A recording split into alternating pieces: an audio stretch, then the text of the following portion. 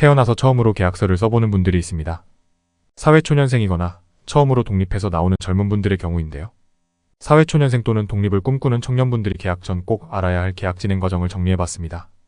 학교에서 알려주지 않는 내용인 만큼 계약 과정에 준비할 것과 주의할 점들을 공부하고 원하는 집을 계약할 수 있으면 좋겠습니다. 전세 사기로 걱정이 많을 수도 있겠지만 준비만 잘한다면 평소 꿈꾸는 나만의 공간을 구할 수 있습니다. 부동산 혹은 직거래 등으로 집을 구경하고 마음에 드는 집이 생기면 계약 의사를 밝히게 됩니다. 이때 계약 날짜를 정한 후 임대인과 공인중개사와 함께 만나 계약서를 작성해야 합니다. 계약일에는 신분증과 도장이 필요하고 보통 임차 보증금의 10%를 준비해야 합니다. 만약 보증금 10%를 마련하기 힘든 경우 임대인과 상의해 5%로 계약금을 정할 수도 있습니다. 은행에 대출 신청을 하기 위해서도 5% 이상의 계약금 영수증이 필요한 만큼 계약 의사를 밝힐 경우 계약일까지 자금 마련이 가능한지 꼭 확인하고 계약을 진행해야 합니다. 계약서 작성 시에는 등기부등본과 건축물 대장 등을 통해 임대할 집의 권리관계와 대출 유무, 실제 집주인 여부 등을 확인하고 도장을 찍어야 합니다. 인터넷에 떠도는 특약사항들도 이때 확인하고 추가하거나 빼야 합니다. 전세 사기를 피하기 위해서는 계약서 도장을 찍는 순간이 가장 중요한 만큼 도장 찍기 전 확인 가능한 모든 사항들을 점검하는 게 좋습니다. 일반적인 아파트 전월세 계약이라면 등기부 등본에 을구에 있는 은행 대출금 정도를 확인해야 하지만 빌라나 다세대, 근생빌라 등의 경우 처음 계약하는 분들에게는 어려운 내용들이 있을 수도 있습니다. 이 경우 가급적 믿을 수 있는 공인중개사와 거래를 추천합니다. 또한 대부분의 은행이나 대출기관에서는 공인중개사를 통한 계약일 경우에만 대출 실행을 해준다는 점도 참고해야 합니다.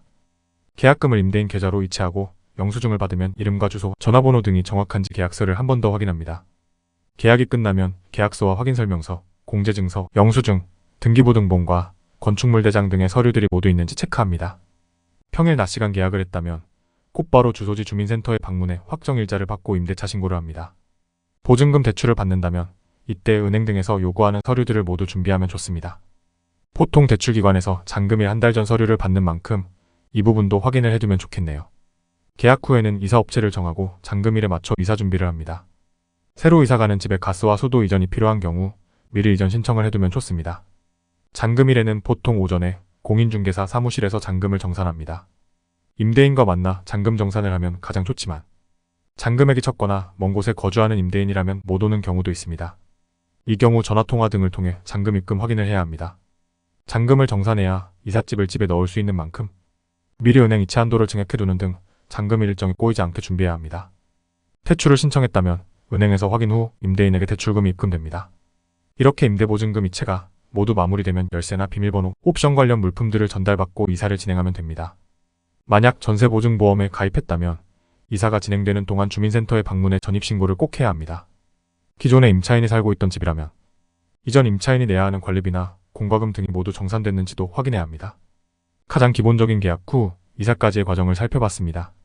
실제 이런 과정 중 여러 변수들이 생길 수 있습니다. 처음 이사를 한다면 당황하고 복잡해 보이고 몇몇 실수를 할 수도 있습니다. 때문에 가급적이면 공인중개사의 도움을 받아 이사를 진행하는 게 여러 가지 도움도 받을 수 있고 편합니다. 계약에서 잔금 후 이사까지의 과정이 도움이 되었기를 바라며 마지막으로 구독, 좋아요 눌러주세요. 시청해주셔서 감사합니다.